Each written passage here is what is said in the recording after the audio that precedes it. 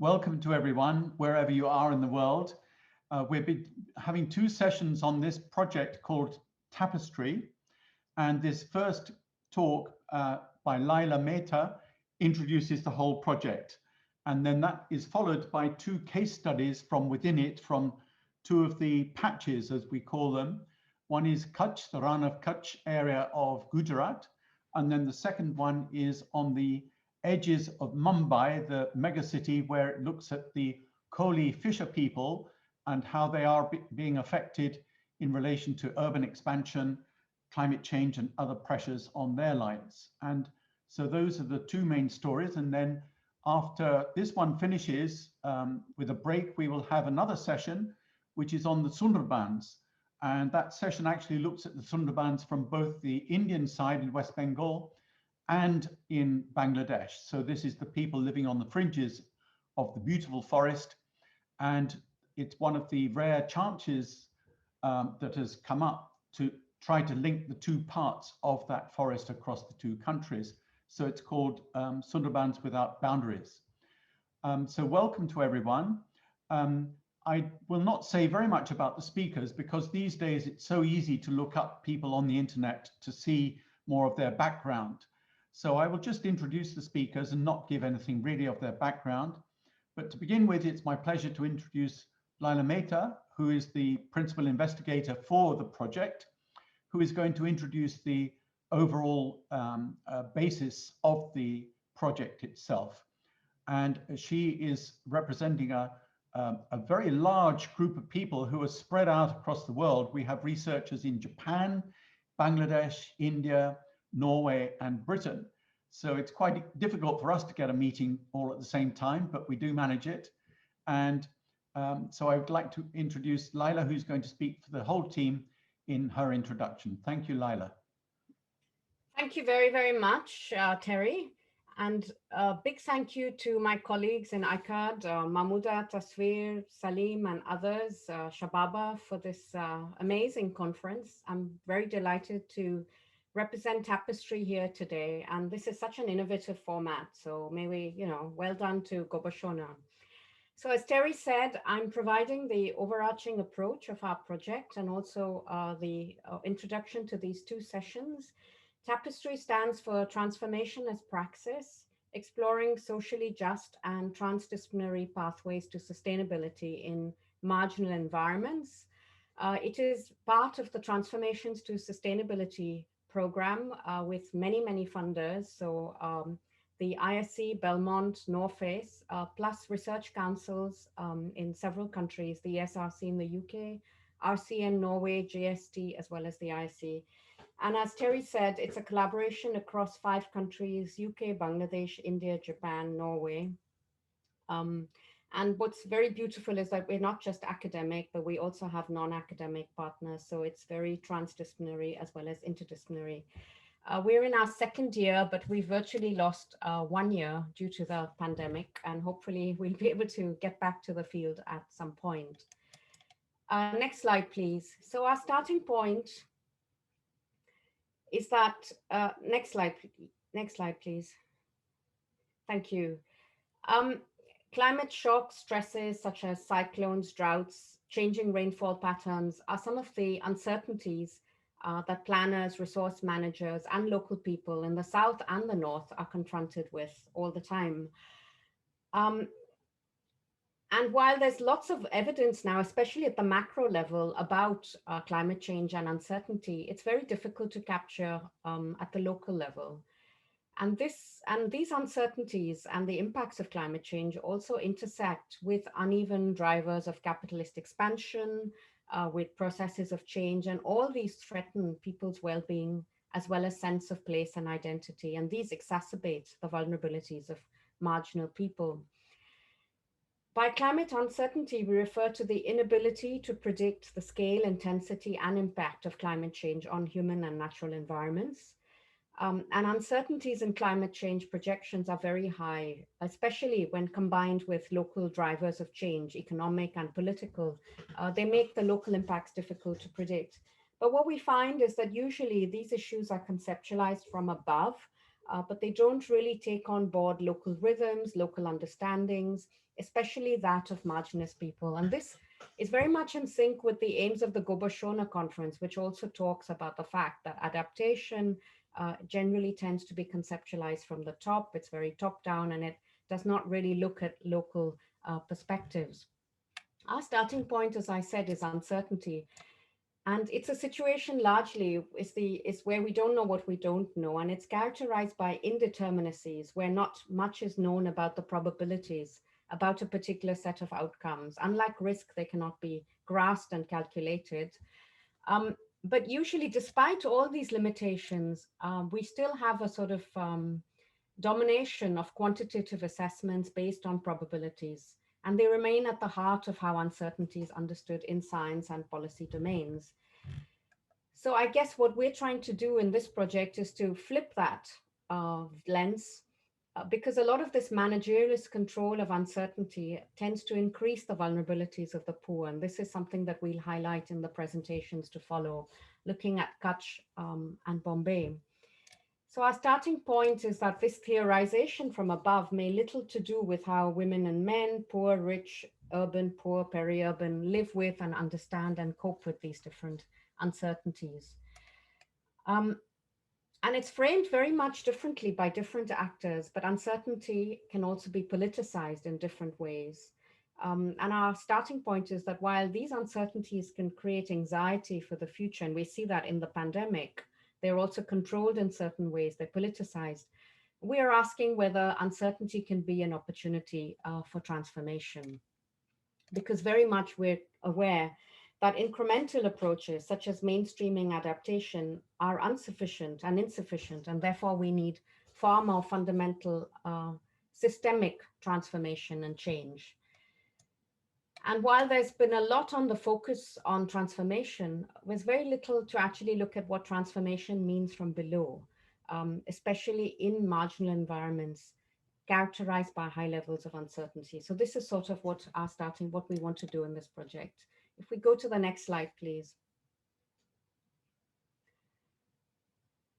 So obviously, transformation is a huge word now. It's a big buzzword, and it's a widely used concept in climate change debates in recent years. And there's lots of different ways to look at it. It's considered to be sort of radical non-linear shifts, and it's considered to be also a breaking with the development status quo. In the climate change debates, there's been a lot of issues around what considers transformation, but I guess the main thing is that it's going beyond incremental adaptation, going beyond mainstream approaches to mitigation, and calls for deep-seated structural change. And as Pelling, O'Brien, and others have said, it's really an opportunity to reconfigure the meaning and trajectory of development. In the context of the Gobeshona conference, and when we're talking about adaptation, it's very important to distinguish between transformational adaptation and transformative adaptation. And following Few et al., the idea is to really look at transformative adaptation, which can be an opportunity to address the root causes of vulnerability, and not just something just looking at the immediate causes of vulnerability. Now, of course, transformation and transformative processes are very diverse, they're unruly, and they're always critical because they're challenging incumbent structures as well as power relations. So they can be extremely messy. In this project, we're taking a very normative view about this, and I'll talk about it in a minute, but obviously we realize that even that can be quite messy and open-ended, and there are lots of trade-offs. Next slide, please. So I guess our focus in this project is on marginal environments. So we're looking at wetlands, the Sundarbans, drylands in Western India, Kutch, as well as they're all coastal areas, and we're looking at in Mumbai too, at fisher livelihoods and degraded and mangrove coastlines. These marginal environments are both biophysical in terms of their exposure to soil salinity, climatic variability, but they also are marginal in terms of, because they're characterized by poverty, by exclusion, by inequality, and climate change compounds all these vulnerabilities. most of these, when we've also done historical research in our project, and a lot of these, since time immemorial, these marginal environments have been stereotyped by terms such as remoteness, for example, Kutch and the Sundarbans, or unproductive, on the edge. But from the point of view of residents who live there, they're not marginal, they're productive, they allow livelihoods to thrive. And that's why we want to flip this lens in the project. We want to challenge top-down valuations and framings of marginal environments. So we have this idea of a patches of transformation, and these are seeds or ecological bright spots that improve environmental conditions and can improve human well-being and also reimagine nature-society relations. So in our project, a patch is a site where relations of power and knowledge are reconfigured. We have these alliances between academic as well as non-academic actors, as well as communities, which try and create new and alternative practices of development. And the presentations that will follow will talk about how this work is emerging in Bombay and Kutch. And each patch is unique. Some fade, others grow and merge to form a tapestry. So it's really important to also look at processes of scaling up and out. And that's also something that we're going to do. Obviously, the pandemic has made some of this a bit difficult. Next slide, please. So these are the areas where we're working. We're working in India and Bangladesh, and we're building on past work that's been done for many decades in these areas from our partners as well as from members of the consortium. So we're looking at dryland Kutch, where rapid expansion has led to the undermining of the commons and coastal areas. And our partner Sajivan and Kums, the Camel Breeders Association, is working with villagers to revive indigenous breeds. So we'll hear about that in a minute. We're looking at vulnerable coastal areas in Bombay, and we'll hear that presentation where citizens, scientists, and state agencies are reimagining urban planning and working very closely with the original inhabitants of the city, Kolis, who are very marginalized currently and lack voice.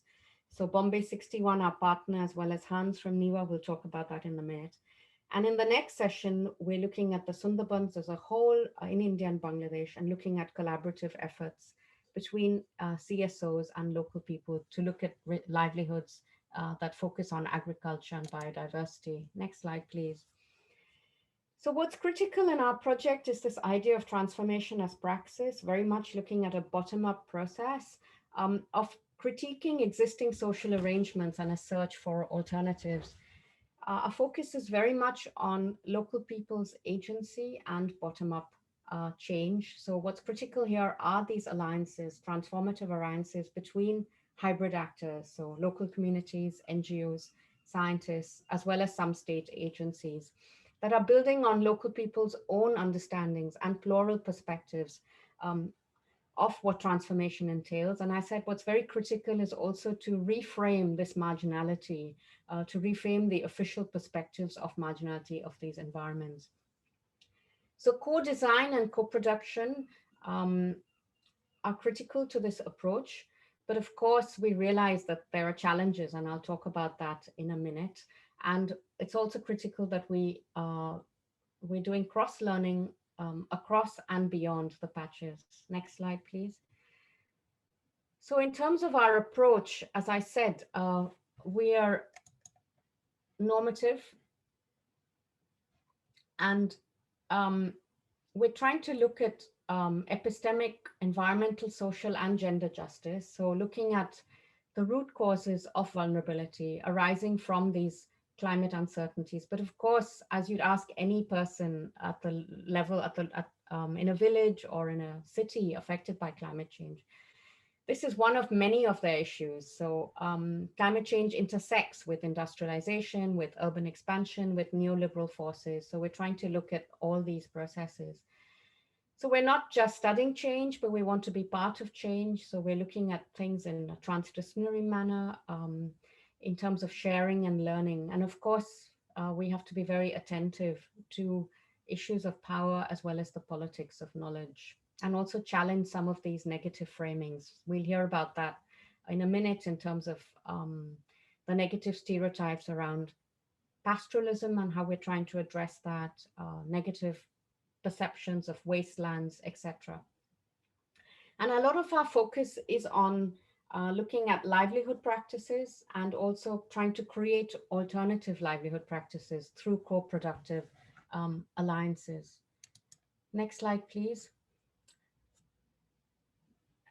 So our methodological approach, as I said, we're working with locally based partners. It's a long durée perspective. Some of this work goes back several decades, building on earlier work by ourselves and others. The idea was to be ethnographic. It's been more difficult in the pandemic, but we luckily had a few months before. We were just getting going when all this happened. So you'll hear about that in a minute, how we're trying to work. We're also drawing on archival research to look at historical understandings of uncertainty as well as these areas. We're looking at some natural science. So Ranit will talk about GIS and remote sensing and how that is being used together with camel herders to understand mangroves and their systems. Participating matter, very, very important, is building on local perspectives. So photo voice is something also that we've done, and our presentations will focus on that. Next slide, please. So none of this is without challenges. As I said, it's a normative approach. It's seeking to understand the root causes of vulnerability, and also put the needs and interests of marginalized people up front. Obviously, none of these communities are homogeneous. They are very heterogeneous. They are divided by questions of power, class, gender, tribe, caste, and religion. And obviously, any initiative and intervention will build on these. And it's very important to make sure that whatever is being rolled out doesn't just benefit the usual suspects. Transformation is deliberate, or it can be emergent. So we're obviously focusing on deliberate transformation, not something that unfolds over time. And as I said, research is part of change and transformation. We are attentive to the risks and dark sides. For example, Blythe and et al. Have spoken about these so-called risks of transformation. These include transformation being a buzzword. It can be apolitical. It can be seen as inevitable. And it's very important to acknowledge the messy and fraught nature of the process, as well as its inherently political nature. So there's obviously going to be shifts in power relations. We have to be attentive to who has agency or not, who benefits, who loses out. For example, in the next session in Sundarbans, we'll hear that some of the livelihood initiatives, can be best benefit wealthier members of the community. So obviously this is something we need to look at. And also the lack of attention to gender that often happens. For example, in the pastoralist communities, it's the males that tend to have more visibility and voice. So we really have to seek out some of these hidden and invisible perspectives, even as researchers. And obviously there's tension between academics and non-academics in these processes. And that's something that the consortium also has to deal with. Make sure that academics, especially based in the North, do not dominate these processes. So that's something we all need to be aware of in terms of our own reflexivity. Next slide, please. And finally, seeing and capturing transformation as it unfolds, how do you recognize it? Incremental changes versus long-term changes, some of the ethical dimensions. And finally, COVID-19 has unleashed its own sense of extremities and vulnerabilities and how these intersect with climate change. We saw that in the Sundarbans with Amphan, and our colleagues will talk about that. So next slide, final slide. And just in terms of the conference, there's been a lot of focus in India, in other countries, on INDCs, but the focus has largely tended to be more on mitigation. There's been a huge emphasis on the green economy, which can focus and ignore issues of equity, redistribution, and livelihoods. Often we have greenwashing, the promotion of big business interests. So it's really important to link with strengthening existing livelihoods. In our work, we also have to be attentive to the fact that not all livelihoods can be viable, and some of them could also be maladaptive. So there are dangers of maladaptation, and it's really important to make sure that livelihoods are not encouraged at the expense of others.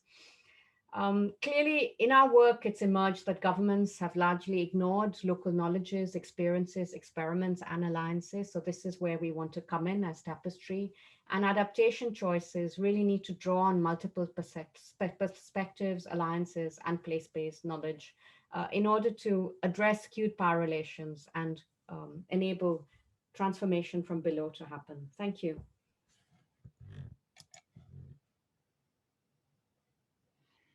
Thank you very much, Lyla. I think we have time to allow for a couple of comments, questions of clarification, but anything that might lead to a wider discussion and take longer, I'd ask people to hold till the end, please. So if anyone has got any clarifications they would like to raise, do put up your hands or unmute to talk to Lyla and us about that.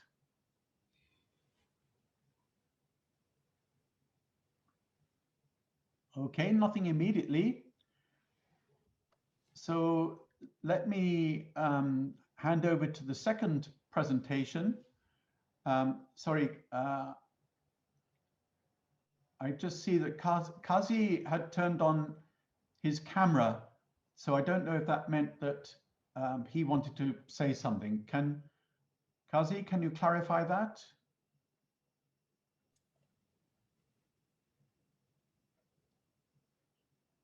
And Jagannatha, you've put your camera on. Is that because you wanted to say something? You're muted at the moment. You need to turn your microphone on, Jagannatha. It's a very good presentation. I had a couple of observations. Number one, taking the principle of enabling the community, a study on the participatory mode would be ideal. Then it could be a good practice for replication. Thank you very much. Thank you very much. Was there anything else? Okay. Lyla, I think you can respond to that fairly quickly. So then we'll move on to the next presentation. Is that all right? Yes, thank you. Yeah, absolutely. We certainly, as you'll see from the presentations that follow, the participatory approach is very much what we're trying to do, but obviously we're also very aware of the politics of participation. Excellent. We can move. Thank you very much. There's more chance for discussion and questions at the end, so we'll move on to the second talk now, which is going to be started by Hans Adam from Norway, who's well, not from Norway, but from a Norwegian university, the National Institute of Water Research, and he will then introduce our colleagues from Bombay 61, which is an architectural practice that specializes on urban development and urban planning. And so I'm going to hand over to Hans now to kick off on that. Thank you. Yes, thank you so much, Terry, for the introduction, and thank you, Lyla, for presenting the overarching conceptual framework of our project. So as we come to our first case, I will be more specifically talking about Bombay in the general context of climate change, flooding, vulnerability, and introducing the larger issues that the cities face, that the city faces, that the Koli fisherfolk faces, before moving on to hand over to Jay and Ketaki, who will be presenting a very practical approach and case study, having worked with the Koli community for many years, in kind of developing a plan, a methodology to study and enable a kind of transformative process. And I'm speaking actually on behalf of a very large group of people who are involved in the Bombay patch, which involves most of our partners from across India, Japan, Norway, but also in the UK. So I will be essentially very general in this presentation. And maybe my colleagues can come in for specific comments later on, depending on the questions asked. So basically, the study of our site is Mumbai, which of course which is of course a very, very globally well-known city, which is about the size of roughly 430 square kilometers, but very densely populated with a population of 12 million people. And it sits on reclaimed land, some of it very low-lying, in some places 1 to 1.5 meters above sea level, which makes it, of course, very vulnerable to all sorts of climate change impacts. And even though population growth within the core city area has actually stabilized over the recent years, the city has been expanding seawards and land inwards, which has had a lot of developmental impacts in terms of infrastructure development, and which has displaced a lot of people, especially from the Koli community.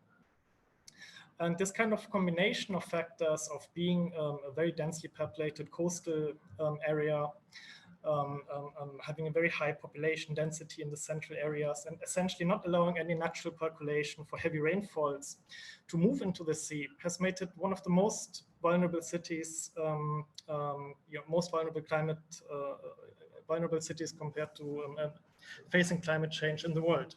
So it regularly figures in the top 10 list of cities that are threatened to be submerged even. But some people actually advocating even that we should not concentrate our development efforts in the central city areas anymore, because it's a futile exercise. In the midst of all of these debates around development, environmental change, and expansion, you have the Koli fishing community, which are described as urban fishing villages, who are residing in urban fishing villages within the city borders. So essentially you have, skyscrapers surrounding these kolivadas, which are very much impacting their access to traditional fishing grounds or landing ports. And they claim to be the original inhabitants of the city. And this has to be seen in the context of Mumbai's history as being a place that is actually not very old. So it's basically since the mid-19th century that land reclamation began in earnest. So the kolivadas have been residing and pursuing their traditional livelihoods for many centuries, in fact, before the modern, say, city arrived. And this has been part of their claim towards being involved in the development narrative and also being marginalized in that development narrative, despite their customary rights and access to the city.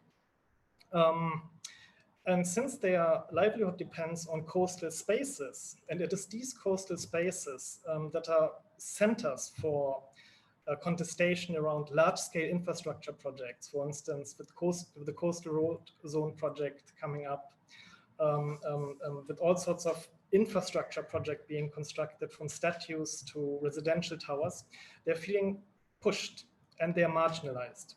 And this comes on top, in fact, like Lyla mentioned earlier on top of environmental changes, where you sometimes can't really figure out what is really affecting them the most and who within the community is it affecting the most. So these coastal spaces, which the Kolis inhabit, are highly contested.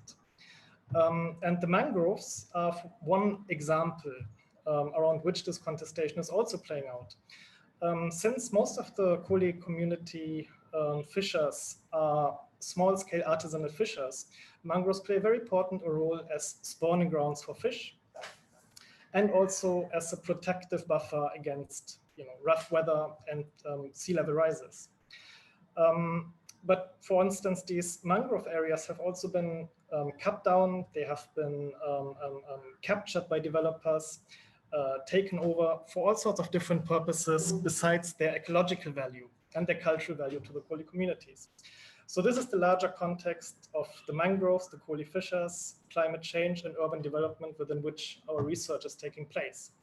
But what I wanted to specifically highlight actually, especially in the context of the Gobeshona conference, is some of our more recent findings which revolve around climate impacts, around uncertainty, and the kind of development context within which these changes are placed. So what we have been seeing in Bombay during our more recent research period is that over the last 2 decades, we have been witnessing increasingly extreme climate events. So for instance, in 2020 alone, July became the wettest month in history since the IMD, the Indian Meteorological Department, collected data, which was actually preceded by one of the driest months in the last decade. Basically, the extreme rainfall events that you see and its manifestation through flooding is one of the key climate impacts that we are witnessing. And this radical kind of uncertainty is also becoming a new normal because 1 in 10 years, 1 in 100-year events are not isolated. We experience them every year, essentially. And given the city's location and context, flooding is a chronic issue, and it's probably the main manifestation of climate change.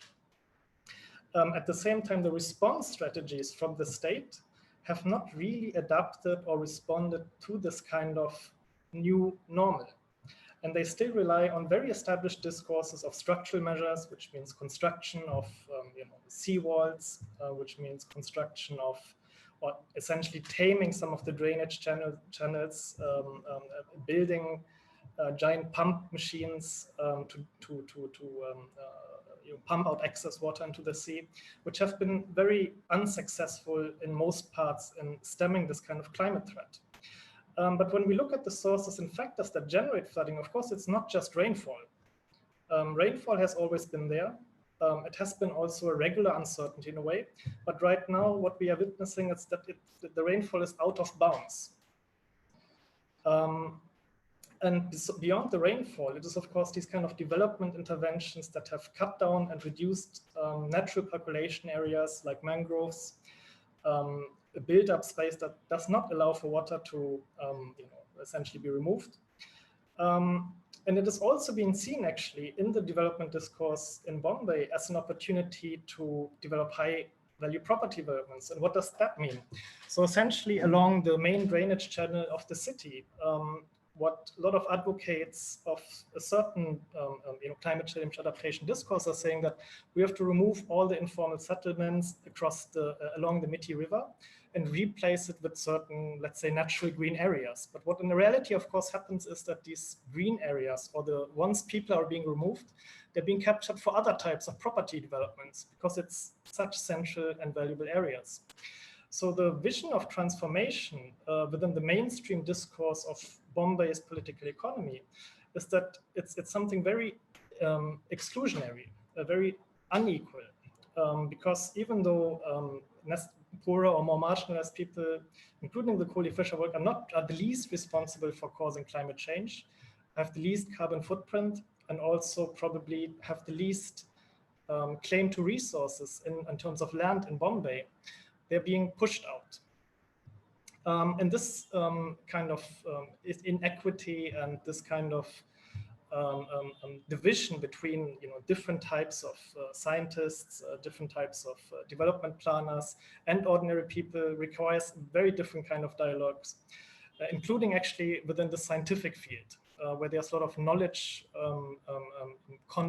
conflicts on how are we going to design Bombay in the 21st century for a more equal development discourse.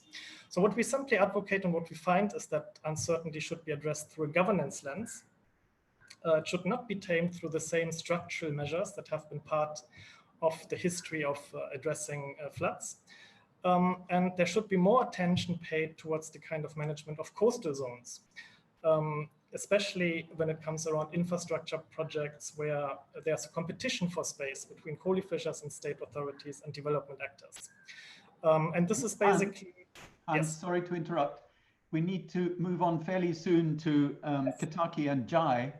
Are you sharing the presentation or? Is yes, I'm actually finished. So basically, Jai and Ketaki can move on. Excellent. Yes. Sorry to interrupt. Yeah, no worries. Thanks, Hans. Thank you, Hans. So as Hans has already explained the background of what our research has been in Versova, Kolivada, which is a fisherman village that specifically we are looking at. So when we are talking about transformation or transformational initiatives that we are initiating in Versova, we we sort of have taken a bottom-up approach where we are focusing on community-led transformations and how community could be part of this entire transformational initiatives.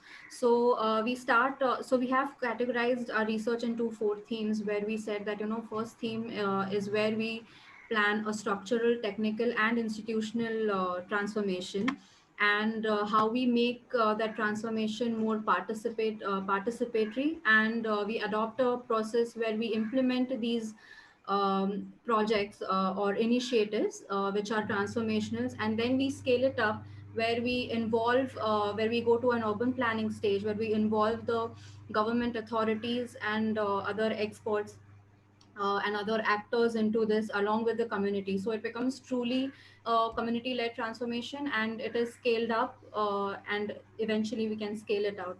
Can you go next?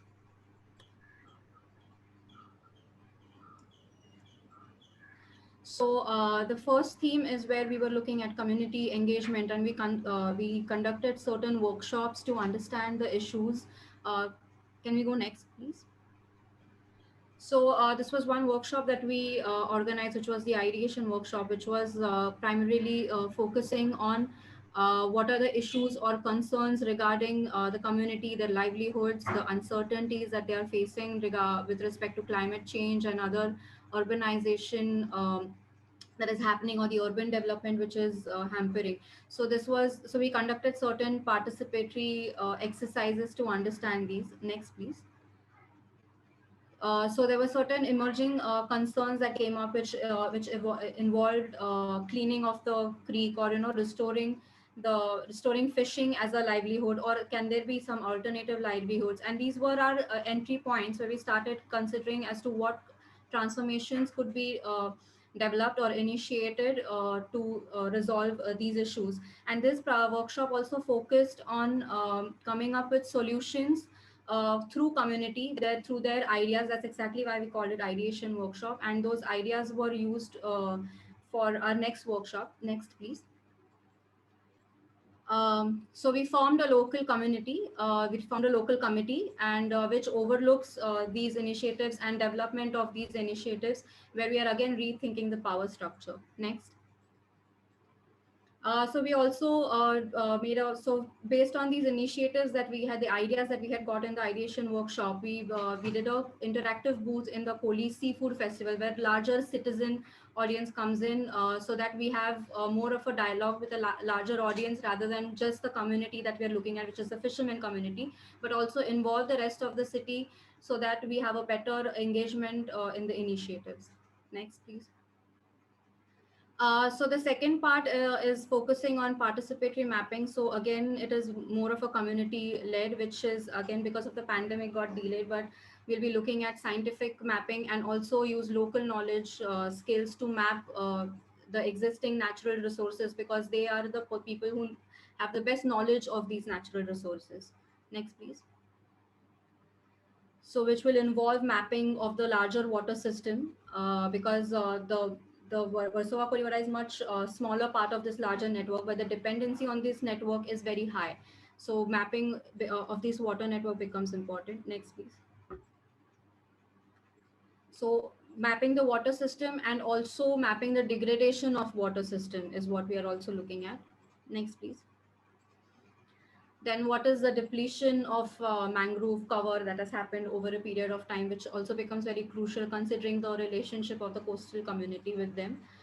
Next, please.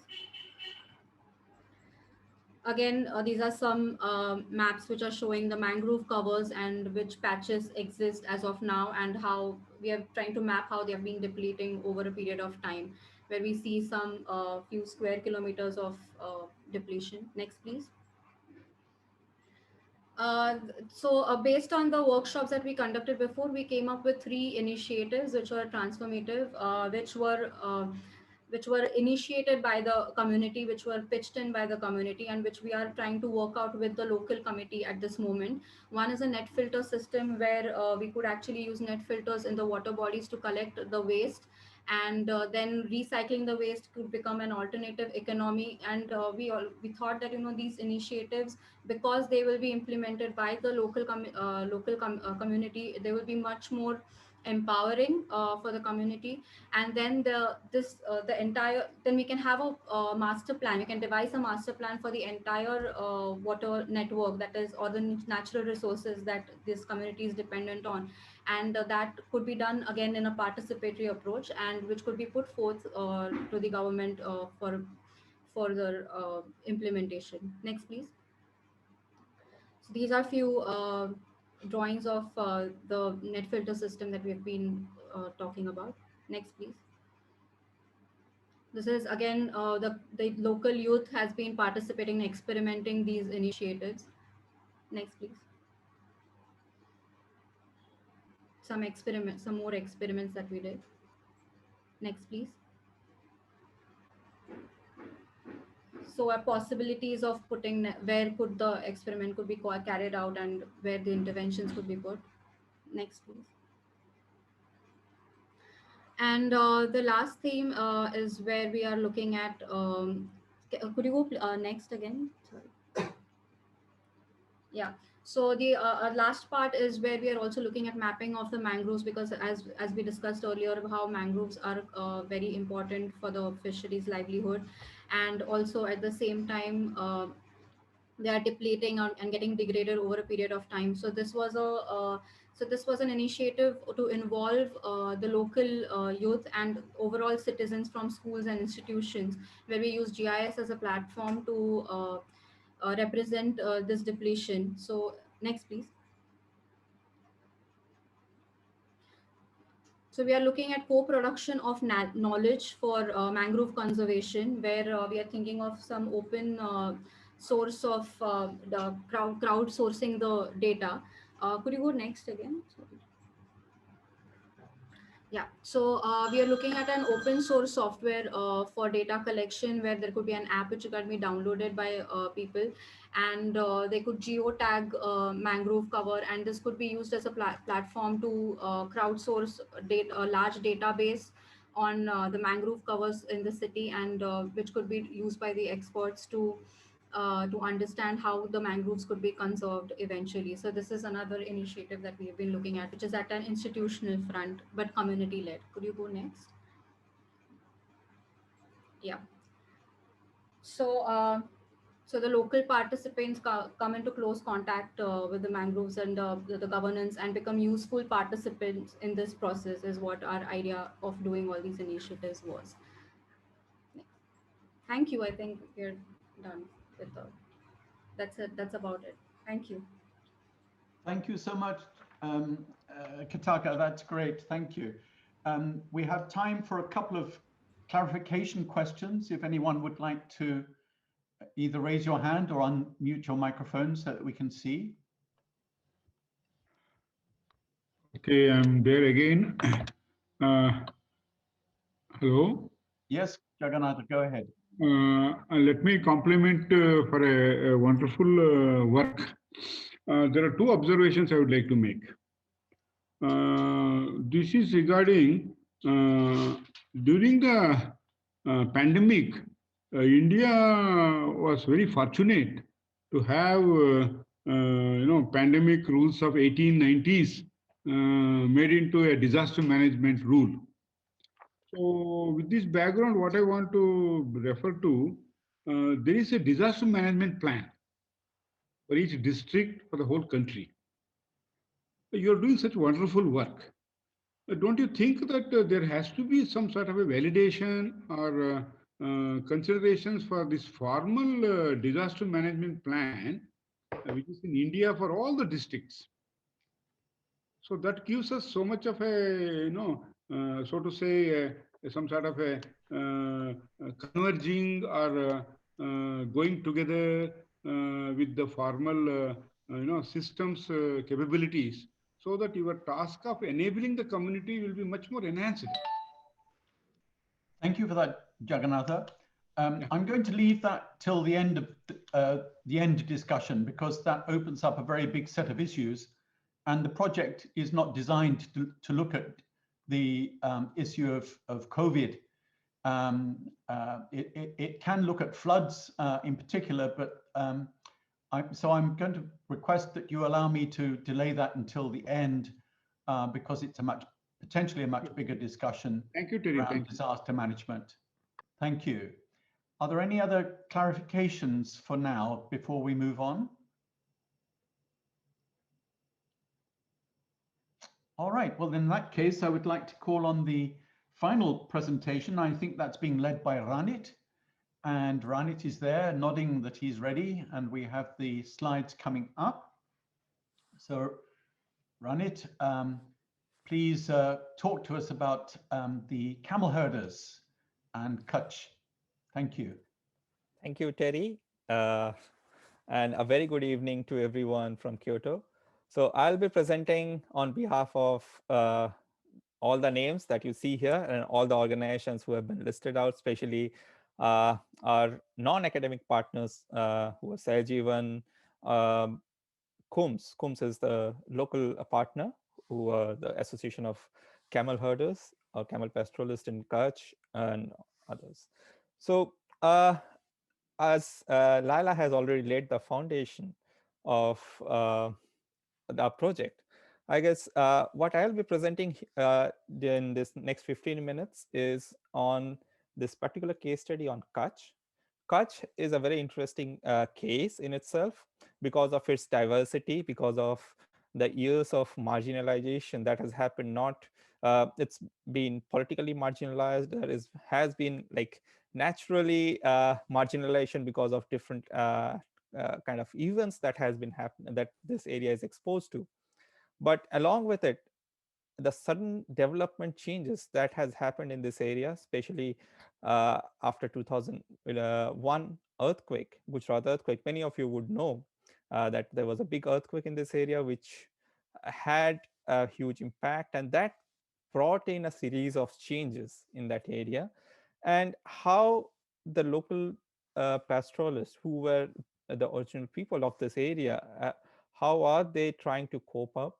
How are their lives are getting transformed because of the development pressure or the development changes that are being possibly imposed on them, and what kind of transformative approaches are being taken up in, from the bottom to mitigate this kind of changes that are affecting their life.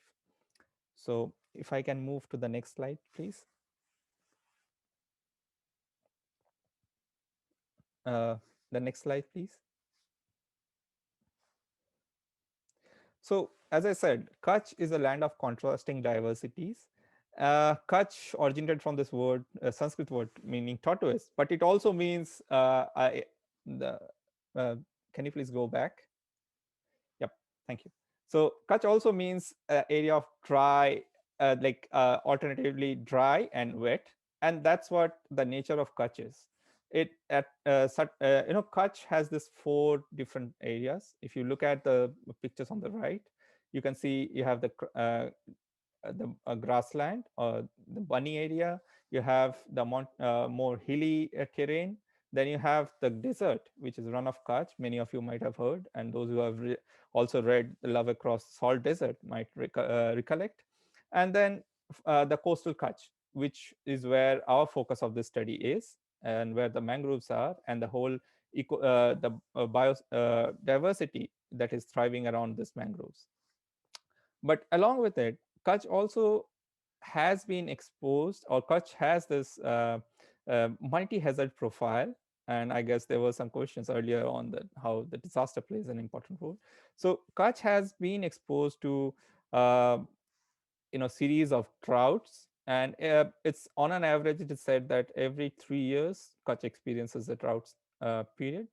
There has been a blind thrust earthquake which has happened in this area, and the recent one have been in 2001, which caused a lot of life loss, as well as physical damages to houses and livelihood losses. there has been floods of late, and floods possibly people would imagine that it's maybe more related to areas which are possibly having uh, you know water bodies, but it's also inland. And this is a kind of a reflection of the uncertainty that the rainfall pattern is bringing to this area, and possibly uh, people are not exposed to managing such kind of uncertainties, and that's a challenge that's being thrown for to people, and that's also going to affect not only their life but also livelihoods. And people have been here like socially and culturally diverse.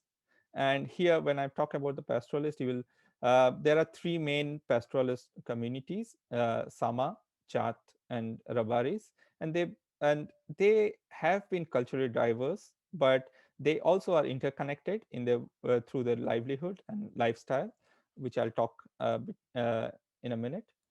The next slide, please.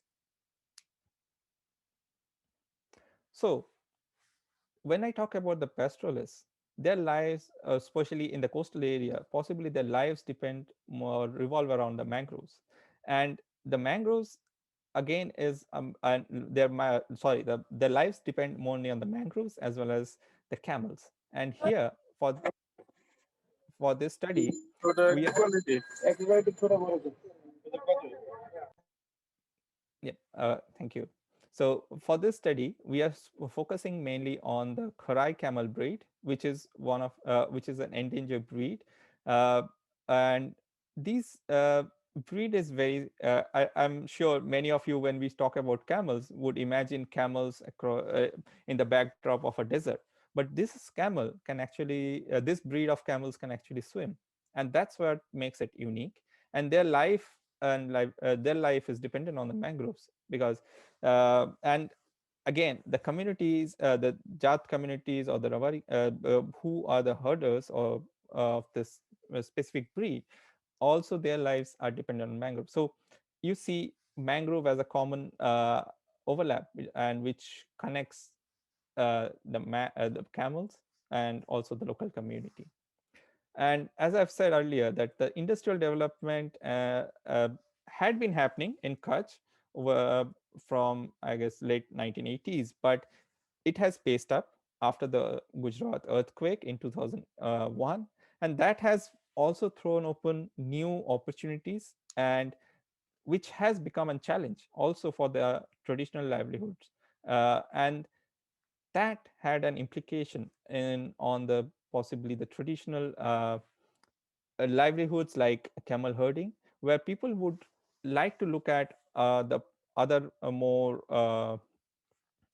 like livelihood options, say working in a cement factory or working in some other offices. So in this kind of contested situation, how do we conserve the breed? How do we conserve the mangroves? And how do we conserve the traditional ways of that community is very important.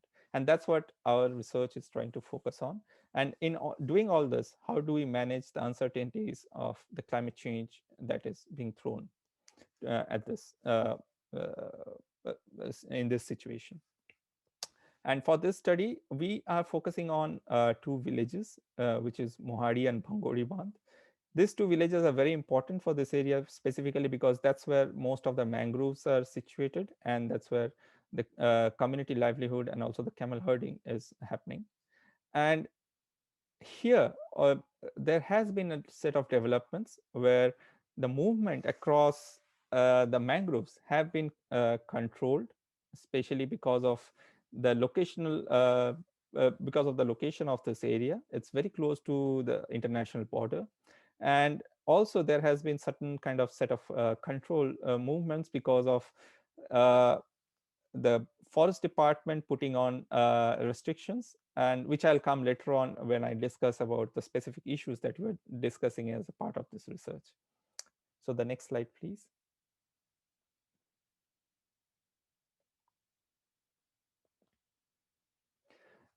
Before I move on to specific work that we're doing, I would also like to focus give you some insight into the Fakirani Jat community. As I said, there are this three communities who are pastoralist communities who are into camel herding, and mainly it's the Fakirani Jat community which we are trying to focus as a part of our research.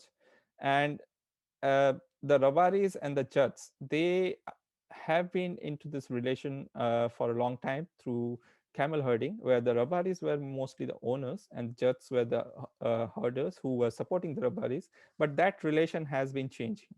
And this change in relation is something that we are also trying to account for in our research.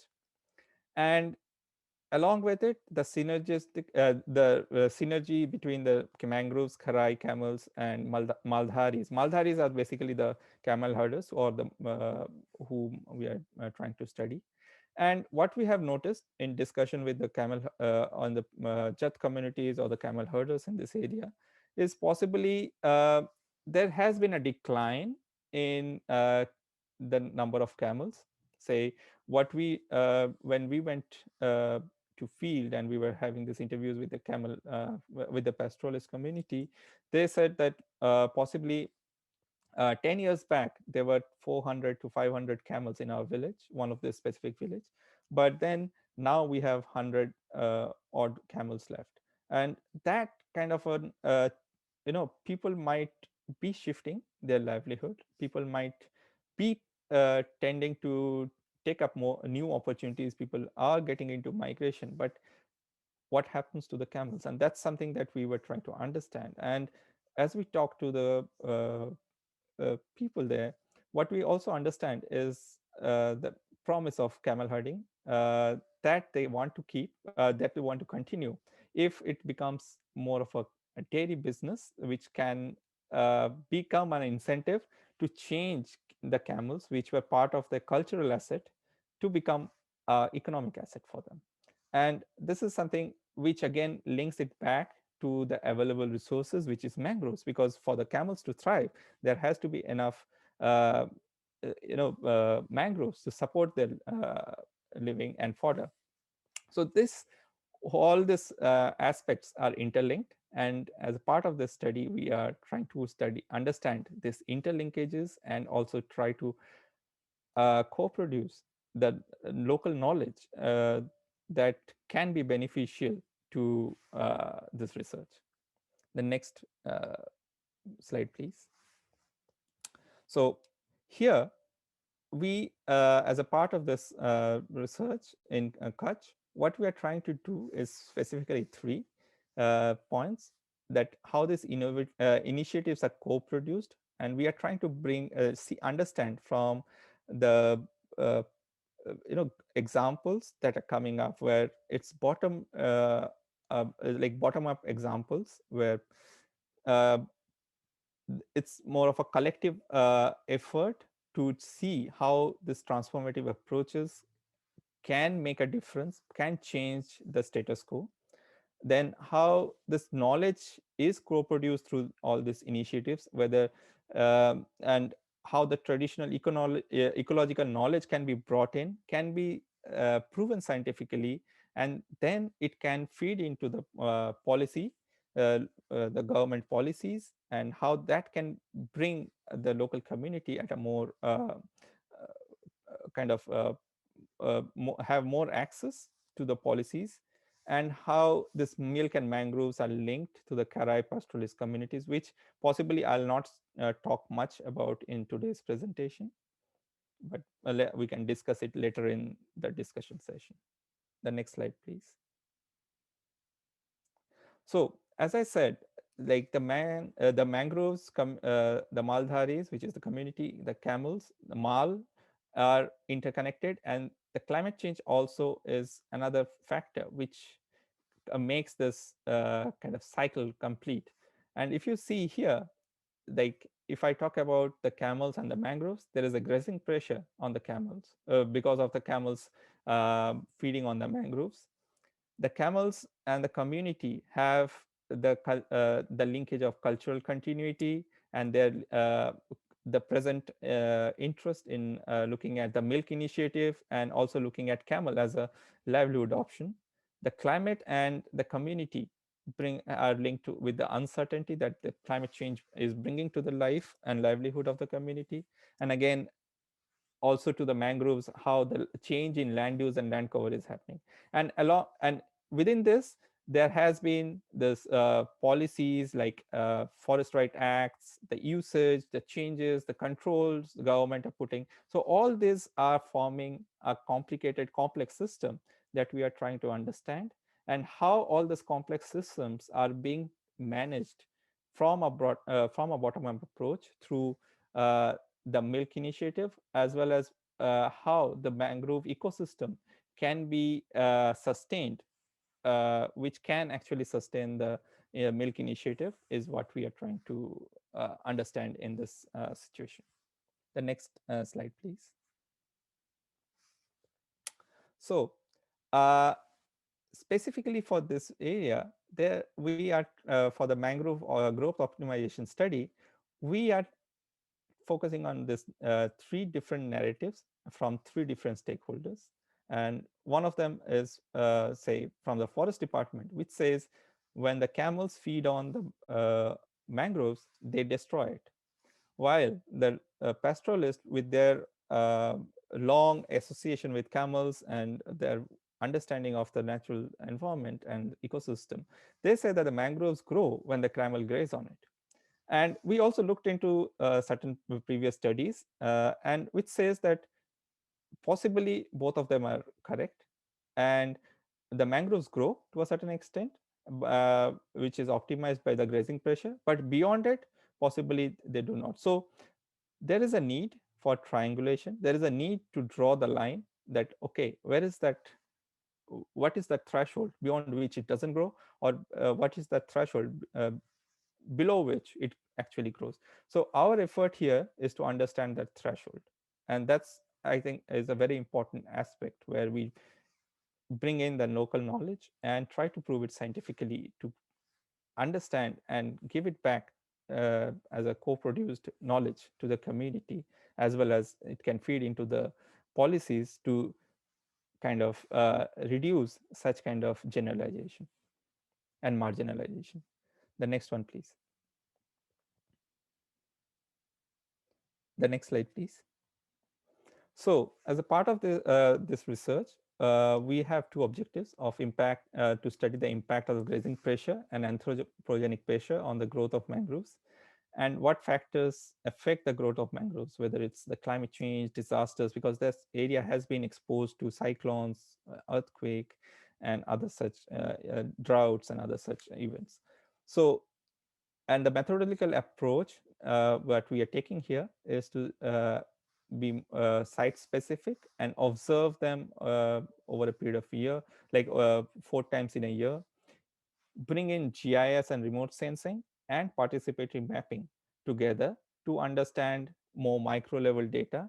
And this is important because there is, for micro level understanding, we need data, and possibly in this and in such in Kutch, we are looking at a data vacuum. And to fill it up, we have to create data and also be inclusive in understanding the already available knowledge that is there with the community. The next one, please. So in doing this, we follow a 6-step process. Uh, and this, so the first part of the, well, we discuss our approach with the camel herders and the NGOs, and with our supporting non-academic actors and the local community. We first introduce the project to them. What is that we are trying to understand? We co-design the research question. If the questions actually mean something to them, is it useful to them, or how do they want to change it? Then the third step is understanding the pressure on the mangroves. What kind of pressures, if I'm looking at the mangrove, what kind of pressures are there? Say anthropogenic pressure, possibly they might be using it for something, for different kind of usages, or the grazing pressure, which areas do they graze, which areas do not graze? what kind of seasonal variations affect the mangroves, if there is any such seasonal variations, what is the timeline that we are looking at. Based on this, the next step is to select sites where we can get all of these factors, and then we can study some control sets. And then what the last step is to, for each of the sites that we select, we establish site specific protocols which can generate data for that site. The next one, please. Ranit, can you hear me? Yes. We need to speed up a bit, please. Sorry Sure. to be a pest. Yep, sure. So here, I'm just talking about this participatory mapping approach that we did. And what we try to understand is, like, when we talk about this small islands that are there, and the mangrove clusters that are there around this island, possibly there is not much of information around of how these mangroves are growing, what has been the change in these areas, and what has been kind of the effect or what kind of land use have changed over a period of time. So first we try to identify with the pastoralists who frequent this area, who observe them and who understand this very much. We map with them on a Google map that you see here, and we try to see the land use change. The next one, please. The next slide, please. Based on this, what we do is we try to put it back to GIS, do a time series analysis through Landsat images. Those who are familiar with GIS would recognize that Landsat is for studying the greenness of vegetation cover as well as its health. And we are using Landsat data for a period of time. And we are taking a time series from 1985 to present, and we're trying to see how the mangrove cover has changed over this period of time in this very specific areas. The next one, please. And based on this, what we see in this very specific three mangrove clusters is, and these are some initial findings from the study, that you can see that all of them show a similar trend for the different months, that it's possibly the NDVI data is low during the summer months, and it goes high in the winter month after the rain. So it shows a similar pattern.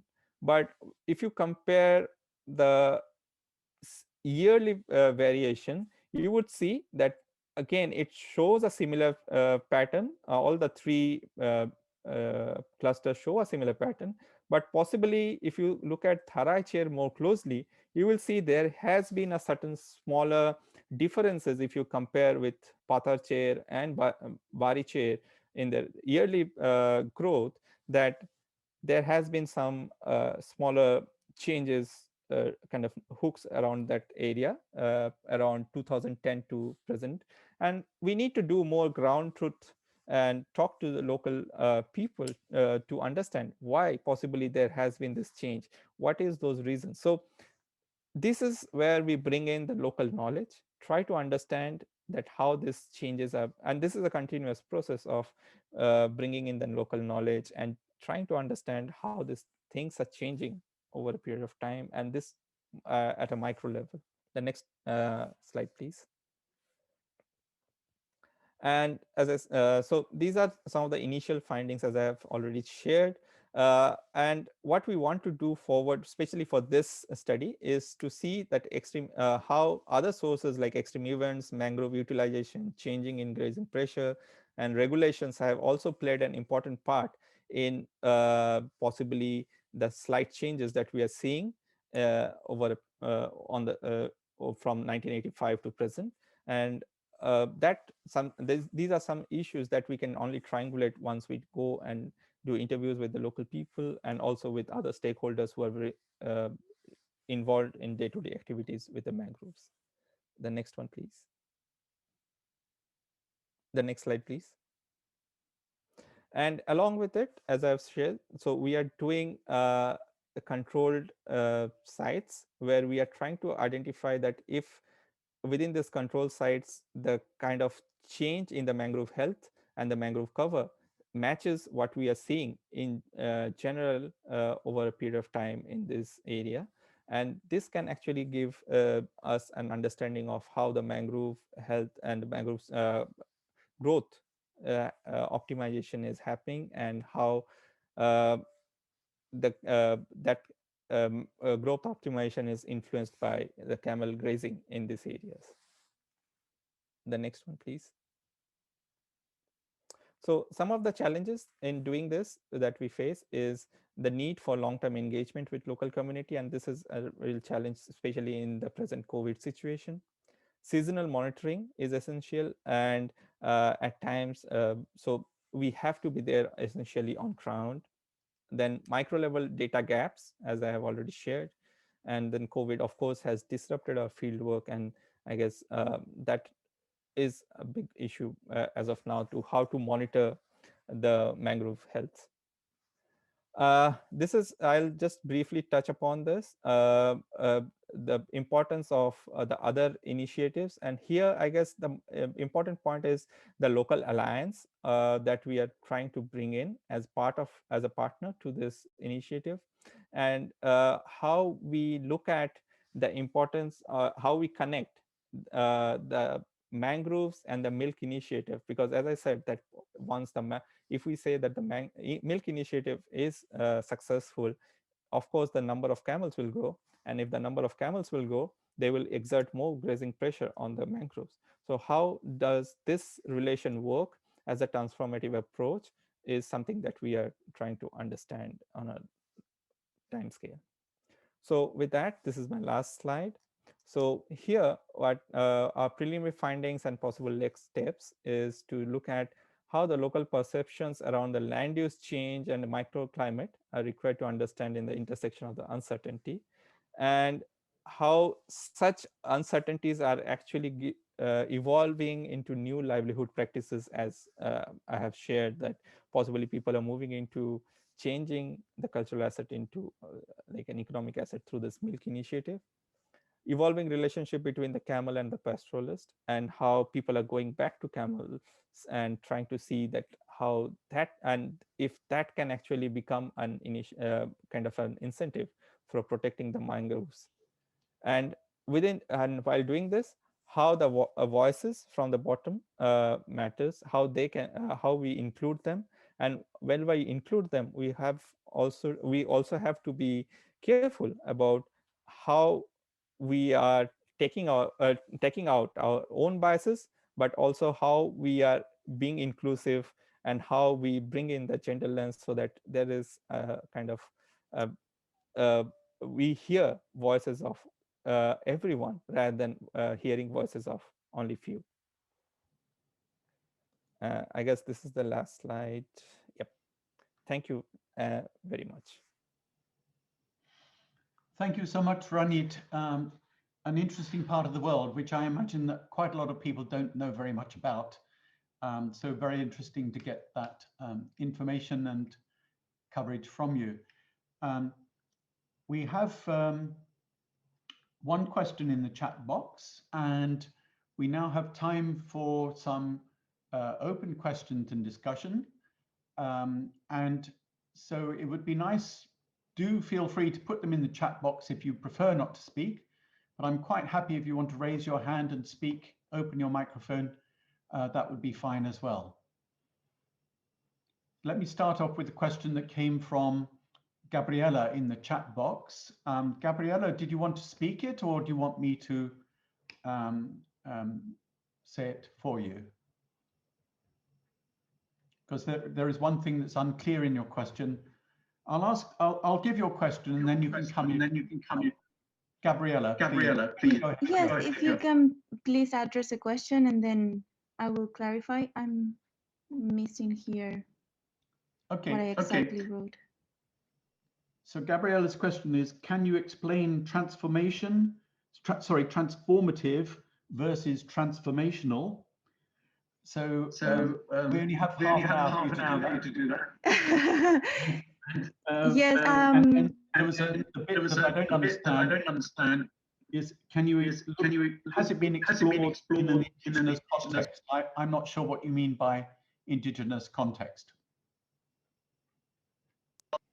Yes, sorry about that. Yes, I'm from Latin America, from Paraguay. So I am recently studying adaptation processes in indigenous communities.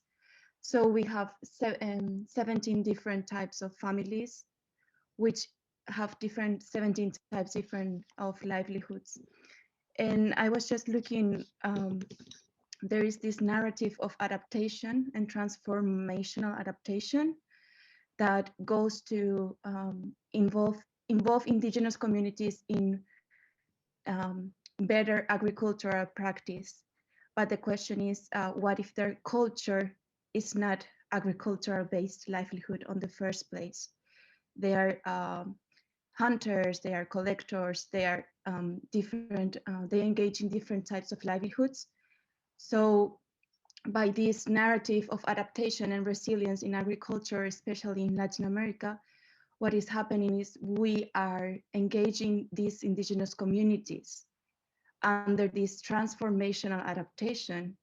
But is it transformational, or what are we looking at when we speak about transformation, when we want to change the status quo, but by taking them to the same path that put them on the first place there in the vulnerable situation?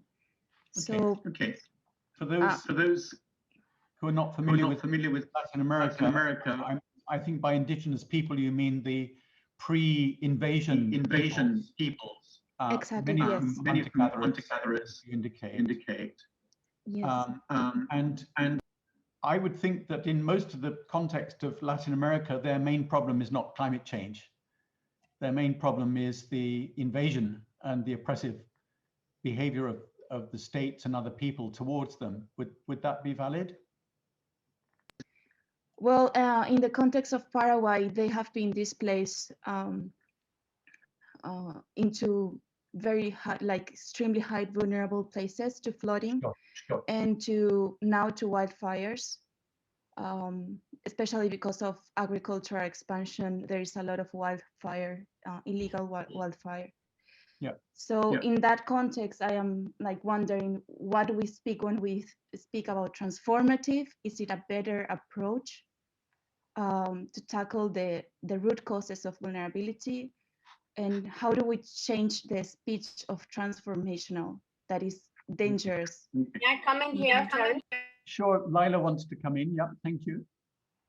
Gabriela, that's a very, very good question. And it's good you explained it because I wasn't clear from the chat. I mean, obviously, and I think that's also what Gobeshona is trying to raise, this conference, is that the adaptation that's taking place can be quite misplaced and top down. And as you say, this may not fit with the culture. And we've seen that even in Kutch, for example, and in the Sundarbans, pastoralists, there's this assumption that the pastoralists are destroying the mangroves, which is flawed. And then they're trying to take them away. So they're making them give up their camels and move to something else. But, camels are very key to the identity. So I think you've raised a very critical issue that I think it goes to the core of, I assume, what this conference is about and also what our work is about. And when Few et al. Had distinguished between transformational and transformative. So transformative was about bringing about structural change. And I guess the structural change would also be to look at the colonial legacy and also to look at, you can't then just hoist occupations on people if they don't want them. I mean, that will be part of the problem. Similarly in Bombay, when to address flooding, you displace people, or you kind of secure certain livelihoods which are wealthy, and then the poorer ones are affected. So I think a lot of what you said goes to the heart of the politics around adaptation and the injustices of it too, and really to be aware of what's happening on the ground, especially when we're talking about marginalized groups such as indigenous people or so-called marginal communities that we've discussed in this presentation. Thank you, Lyla. Who would like to go next with a question or a comment?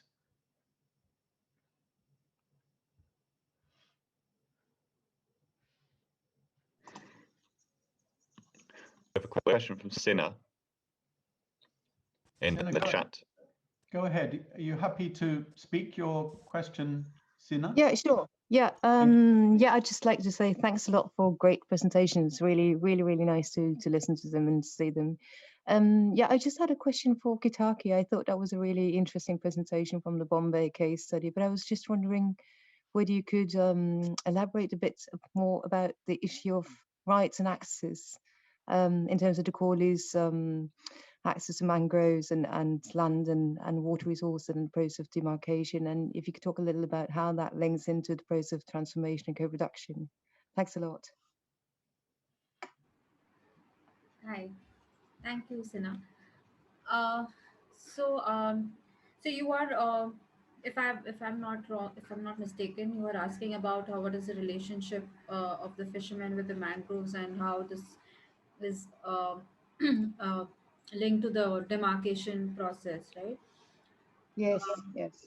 Yeah, the fishermen share a very deep relationship with the mangroves because mangroves are the best breeding grounds because that is where the um, uh, basically it's the creek, right? So that is where the salt water meets the fresh water, and those form the uh, most largest or the most best breeding grounds for the fish, and that is where the fishermen used to fish earlier. They used to go there, but now the degradation has happened to such an extent that there is no fish left, or the marine life is very poor in the creek because there is a lot of industrial pollutants, there is a lot of sewage which has come in, then there's a lot of garbage which is floating.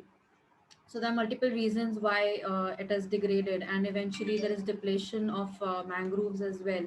There were a lot of mangrove covers which were cut down, a lot of reclaimed, and this has adversely affected fishing eventually for the Koli community. And demarcation is a process where the boundary for the village is marked. So these are urban villages which existed, which was shown in our presentation that they have sustained for decades, centuries in fact. So over a period of time when the city grew, they got engulfed in the cities, and there has not been a proper demarcation for these villages. And in the current DP, which was the development plan which was proposed, they did not they were these urban villages were marked as slums. So that was one way of marginalizing the community that happened in a way, because by declaring them slums, you are taking away the identity of the indigenous community that exists there, and their right over the land. So because their livelihood is more dependent on the sea and the water or the natural resources, there is a lot of contestation in terms of whose ownership those natural resources are of. So in that demarcation, when the boundary was eventually marked, the boundary never includes the mangroves or the creek. Yeah, the common lands, the commons are never listed in that boundary. So we had some meetings, and we had helped we had some interaction with the community where we have put up certain suggestions and objections to the government, where we would, I mean, ideally it should be like, these communities should be seen as guardians of these commons or natural resources, and if they are included within their village boundary, that would be the most ideal case scenario, and that is what I think we propose. Yeah, does that answer the question? I'm sorry. Thank you very much, Ketaki. Did you want to add something, Jai? No, I guess that is exactly what we were working on for the past couple of months. That is that. So we just wanted to make sure that these commons are well guarded in the way that the development plans of the cities are also looking ahead at. So it was very important for us to include those lands as the commons and try to recreate the boundaries for the villages of the fishing villages. And if that happens, I think that would be a very major boon for conserving certain natural resources around the Kolivaras. Yeah. Thank you very much. Thank you. Thank you. I think your map where you showed the decline of mangrove was very useful, that sequence map.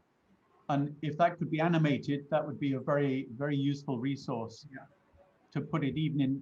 Anyway, so any other comments or questions from anyone? Okay, Terry, I have an observation. Is it directly coming out of what we've just been talking about? Yes, yes, exactly. For all the three presentations, I have two observations. One is Public Liability Insurance Act. Public Liability Insurance Act in India and the Legal Service Authority are two legal weapons available for the Indian to enable the community. I want to request our researchers to look into this, number one. Number two, and the last one, is to look at the disaster management plan for each district so that the formal systems are validated for community related issues. Thank you very much. Thank you very much, Jagannathan. I'm sure that the different teams will be able to look at that, and those who are involved in urban design and urban planning, I would hope have some knowledge of the legal basis for those anyway, so that's very helpful. Next comment or question.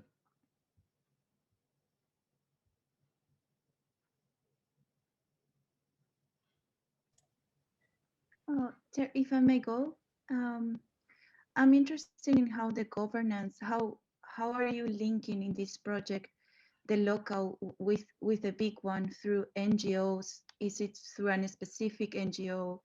Is it only through this project? Or how does it look this in the long-term sustainability? Okay. So you've mentioned the word sustainability and we only have 20 minutes left. Sorry. All right. Yes, just interested in how sustain it in the long term, like when the project is done. I think your first part of your question is a very good one. That is who is involved from government NGOs in the project areas. I think that's very useful to explore, to clarify. So call on people from each patch really to respond to that.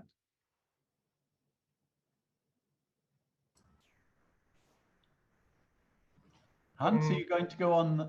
I mean, yeah, just very briefly, I think that's a very good question. But for instance, from the Bombay patch, it's the state mangrove cell which is also associated with this particular activity of mapping mangroves and being involved in some of these co-producing activities.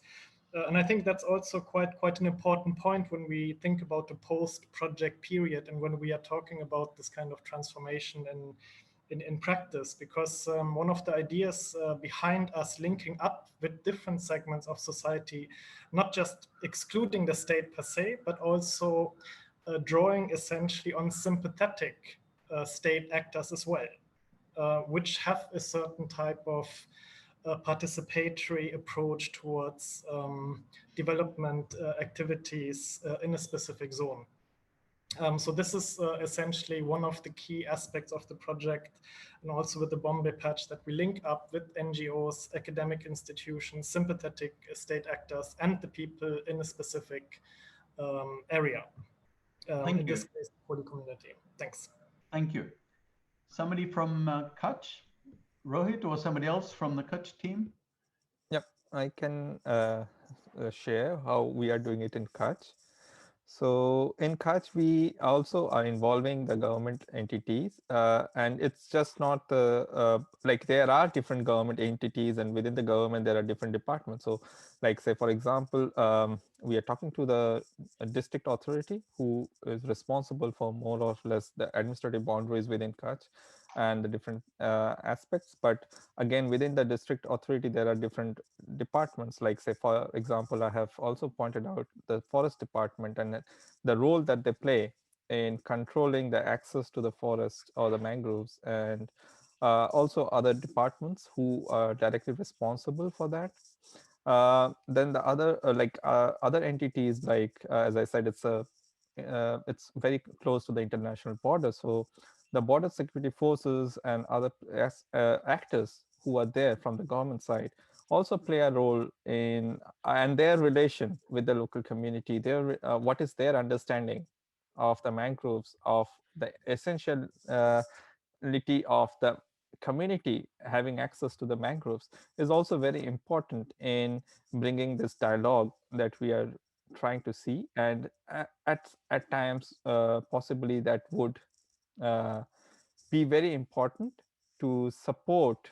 At times it is also supporting the research that we are doing. So I think that's how we are trying to bring in those voices from the government side. Thank you, Ranit. Shilpi, do you want to add something? But I see in the chat you've also got a question. So do you want to come in here? Thanks, Terry, and thank you, everybody, for these brilliant presentations. Just in terms of, I do not have much to add. I think Ranit has already said, but in terms of the experimentation, I think I would just want to highlight the way this whole initiative in Kutch has unfolded and how Sehjeevan and Kums in particular have been aligning with certain state agencies. So the Karai model, if I could just call a model for now, the way they are seeing this initiative is based on another endangered species initiative, which was the buffalo model. And in what we understood from that process is that they engaged in very interesting ways with the animal husbandry department, both at the state and national level, and that is how they got a certification for that indigenous breed. And they followed a similar process for the Karai breed as well. So until 2015, the Karai camel was not recognized as an endangered species. It's because of the efforts of Sehjeevan and Kums and the constant mobilization in Kutch that this has been made possible. So the engagement with state is happening at different levels and with different departments. So there are some departments like the forest department or the revenue department, which are actually in many ways acting against the interests of herders. But then there are other departments that are sympathetic to the cause of the herders. So we need to we need to be cautious about homogenizing the state in this context and in various other contexts. And that also gives us the opportunity to build alliances in our patches. I think my question is partly covered, Terry, but if the panel would like to respond just in terms of how co-production happens, what it means to be doing co-production, and in specific the challenges that we've encountered so far across the patches, and if there are any comparative lessons to be learned. Thank you. Thank you. Anybody want to respond to that on the issue of co-production and how it happens, how it's managed?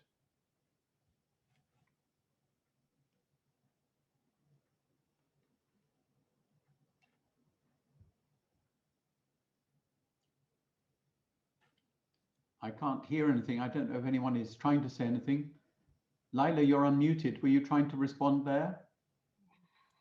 I mean, I could, but somebody else may want to do it. So Ranit, talk about it in your patch then, please. Okay, sure.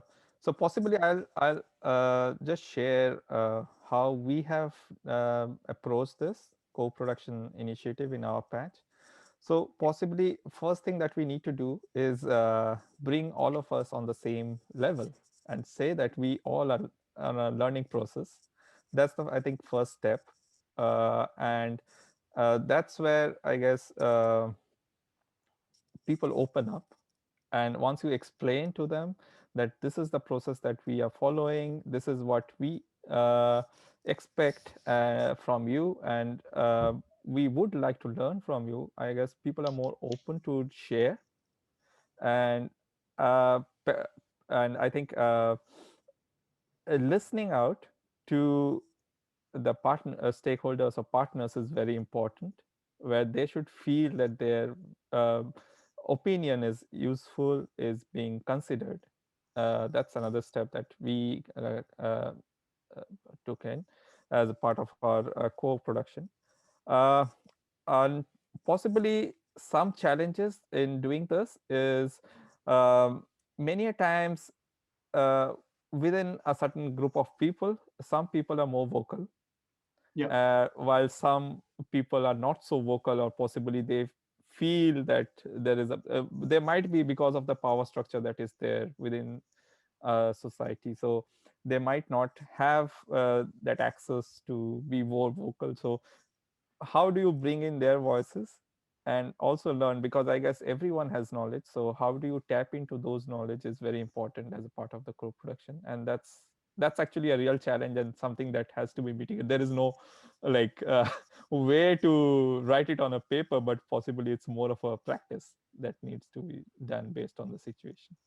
Thank you, Ranit. I think it's very interesting and useful that you mentioned power there and the different voices of the different people, because in both of those patches, we are late arrivals, linking up with people who have been campaigning for a very long time on their problems. And so part of the question about the self-reflection in research is, what difference can we possibly make in the presence of the power which is confronting the people anyway? So I think it's very useful to have that reflection from you. Jai, did you want to come in here from the Mumbai patch? Yeah, so even we were facing some similar challenges as what Ranit was trying to say. With respect to the power structures here, like Mumbai being the megacity already, and the administration power is one kind of power which is happening at the governmental level or the authority level. But there are multiple local stakeholders, local trusts, organizations, and there is an entire power structure which is completely located within the village and in the context of the village. So kind of trying to maneuver through these power structures, trying to make all the voices being to see that all the voices are heard, and also not kind of creating any kind of a herd barrier anywhere. So I think yeah, and also looking at the vested interests of people, trying to take over certain transformation led by the people. I think that is what is our challenge, to kind of hold on to things. You want to add something? Thank you very much. Very, very useful. Okay, I think there's time for one more comment or question before we have Mihir Bhatt to conclude the session with his reflections. So one more comment or question from anyone? If not, I'll hand over to Mihir. I mean, just very quickly on co-production, Terry, if I may. Yeah, sure. I think what's also, there's co-production within the consortium too. So learning from each other, the interdisciplinarity between natural science and social science, and learning the language there. Working, I've been going to Kutch since my PhD, so since the mid-90s. So it's been very nice to go back in this way, also with local NGOs in terms of looking at what's happening in trying to be part of the change, but also studies. And then the power dynamic is everywhere. So the vested interest, sometimes the disagreements around ideology with science, other groups. So I guess there's a lot of challenge there also around the co-production. And finally, the role of the community, while we do try and we are doing our best, it is still a very unequal playing field. So we can't really, and the pandemic makes it more difficult because now you're just talking via WhatsApp, and then there's only certain people you can communicate with. So I think the idea of reflexivity is very important all the time. Yeah, and thank you. With the but Nobu or Rohit may want to add, and Mihir, Nobu, of course. if you want to come in there as well. Can I? Yes, thank you. I appreciate the Lyla's comment on the co-production between natural scientists and social scientists. So our project is the, I sometimes feel a little difficulty between the conversation between social scientist and natural scientist. I'm natural scientist, but this is very good opportunity and a bit to learn the communication between the different people. So even within the scientists, so the various type of the peoples. So this is good experience to me, and then I hope the good experience for other scientists in this project, and also the ordinary people engaged in this project too. I'm always thinking to explain our research activity to the people can understand easily. So and this is my personal feeling of participating in this project here. Thank you very much, Nobu. Thank you for all of those comments and questions. And to complete the session, I would like to hand over now to Mihir Bhatt, who is the leader of the All India Disaster Management Institute, and for the benefit of his comments, involvement in Tapestry. Thank you very much, Mihir. Thank you. It's a great pleasure to be part of this session and part of this team to work on uncertainty, transformation, sustainability, and part of this conference, global conference on locally led adaptation. I've been asked to give some reflections on what I've heard today now here, and I hope to do that on the following area. There's a long list. I was sort of very excited to write up many, but I'd like to reflect a bit more about co-creation of knowledge with pastoral and similar communities, Koli, for example, reflect a bit more about data and diversity, and also about the delimiting of natural and human sciences, how our understanding has improved since, to look at that delimitation again. Would also like to reflect upon the specificity of locally led adaptation to coastal urban areas. And I'd like to reflect on two more things, and I'll do this briefly within the time frame, is to look at the scale up. How do you upscale or scale up the locally led adaptation in the city and across the city as well? And the last one out of 6 is to look at locally led adaptation in terms of the interplay between mangroves and industries and livelihoods, and how they claim and reclaim each other's territories and also give up those territories. So these are the six more most striking things which came up to my mind today while listening to the 2 sets of presentations. And I'll start with the one where Nobu-san ended, and Lyla gave us a good indication of that, and that is the natural science and human science. And there has been a long discussion, debate, almost for a century, about how they relate and not relate, and how do they limit and how do you delimit them from each other. But I'd like to say that this particular project has really enriched our understanding, and I hope this presentation has enriched your understanding about rethinking that locally led adaptation has to readdress the issue of delimiting natural sciences in adaptation and human sciences.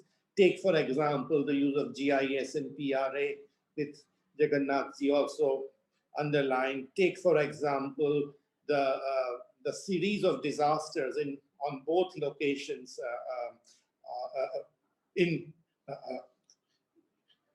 terms of floods and pandemic, in terms of cyclone, Nisarg and pandemic in Bombay, and how those cascading disasters have created uncertainties which the local authority, local governance could not deal with, and only one approach in terms of human science approach, natural science approach would not have worked. So I think locally led adaptation will have to look at the delimitation of these 2 sciences. Not that necessarily they need to be delimited, because very often when they overlap and are fuzzy, they tell us far more than when they are clearly separated out. The second thing I'd like to, as I said, go back to is the scaling up aspect, and how, any locally led adaptation, if we have to draw from the presentations here, talks about that you have to scale up at a city level, village level in the Kutch region, but also across cities, across villages. And that is where the larger development plans come into play, district disaster management plans come into play, city disaster plans come into play, that how do you scale up across different styles? And when you scale up, as we know, those who work on disaster-related activities, there is a darker side of disaster risk reduction as well, as we have the darker side of transformation. And for example, mangroves and cutting of that is seen as the main focus of clearing up the road on the Bombay coast.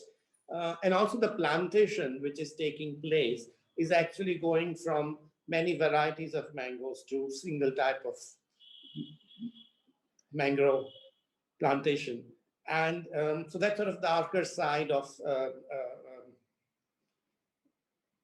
upscaling is that we need to look at carefully when we talk about locally led adaptation.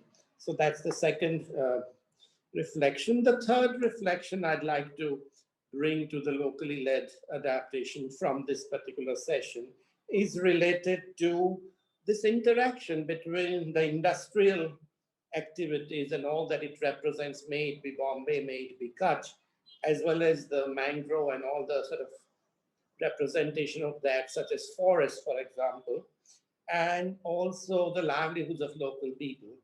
And somehow there is some way to have to reinforce livelihoods, but not necessarily enough legal and other recourses to reinforce the mangroves. And if we step aside for a moment and think that it's not only the human beings who have rights to claim in terms of locally led adaptation, but the other species do, including mangroves, then who will stand up on behalf of mangroves? And this co-production, co-creation of knowledge that we have been trying to effort, perhaps in a more comprehensive way, it will address that. So that's something locally led adaptation will look at, that who will represent those who cannot represent themselves. And so far we've looked at individuals, caste groups, gender groups, etc. And maybe we will have to look at it a larger pool of those who need a voice to address this.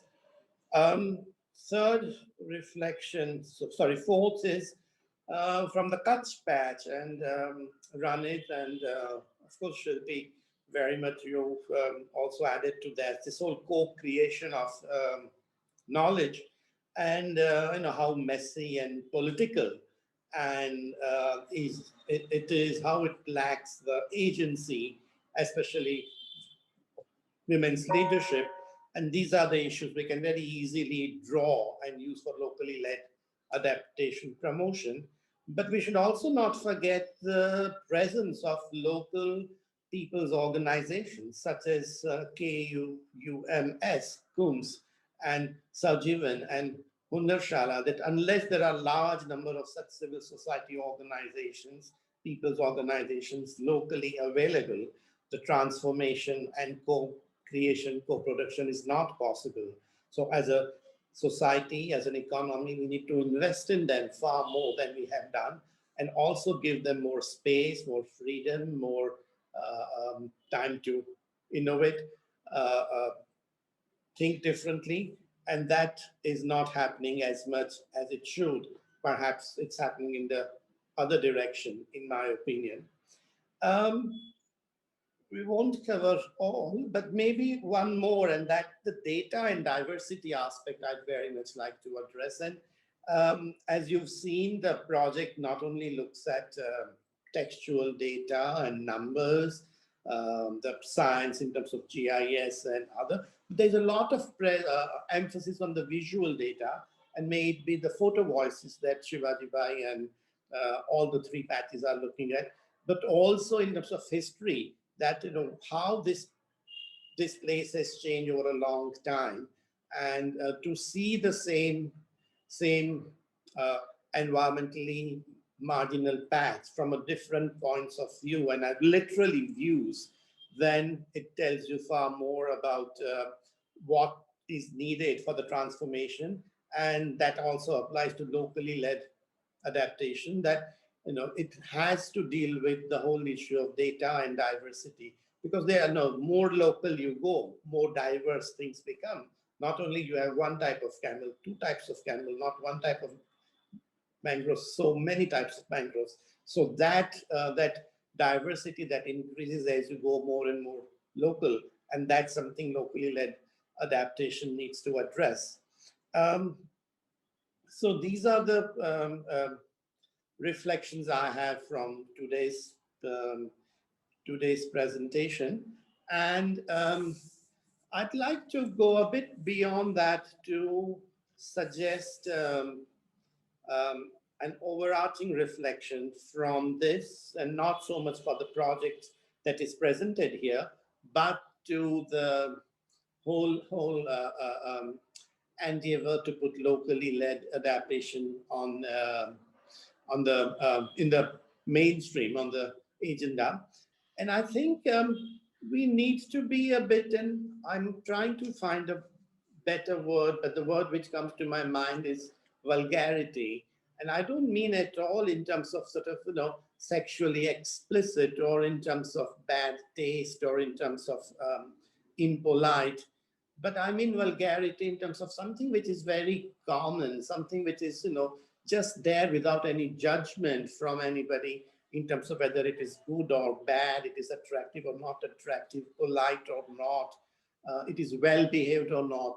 So how do we look at locally led adaptation, which is not necessarily certified as good, certified as attractive, certified as conforming to structures, ideas, institutions, ways of knowing and learning, which is not necessarily well behaved in terms of certain formalities and sort of ways of doing things. And to my mind, I think that becomes very important aspect to look at. Otherwise, we'll have locally led adaptations fall into the same trap which disaster risk reduction and climate change adaptation has fallen into from time to time. So, yeah, sorry, we'll have to wrap up there. Thank you. So that's a good note to end on. Yeah, so I'm done actually. Yeah. All right. Thank you, Mihir, for that very helpful pulling together. So I would like to thank everyone for attending, and out of our research team, to thank them all for their presentations, including our participants from Japan who are doing this late at night. And I think in particular to thank the ICAD staff and the Gobeshona for amazingly doing all this. They've worked incredibly hard, including weekends and late at night, to help us to put this together, and been very, very supportive and good-humored in the process. So Lyla, you've turned on. Did you want to say something right to conclude? No. So just thank you to everyone. No, I don't want to say. Okay. So just to remind everyone that there is a second session of this tapestry project, which is focused on the Sundarbans, and that is in 2 hours from now. And so we look forward to seeing as many of you as possible coming to that. That would be, have I got the time of that correct? Is it 2 hours from now or 1 hour from now? Please help me, somebody. 1 hour from now. 1 hour from now. 1 hour. Thank you very much. So just 1 hour from now, we will have the second session, which is focused on Sundarbans. So anything else, Lyla? Just thank you very much for attending. We had over 70 people. It's great. And many thanks to you, Terry, and thanks to all the speakers. And particularly thank you to ICAD and Gobeshona, a wonderful conference, and it was great for us to be part of it. Thank you. And please join us in the next session in an hour, 1 o'clock UK time, 7 p.m. Bangladesh time. Thank you. Thanks very much.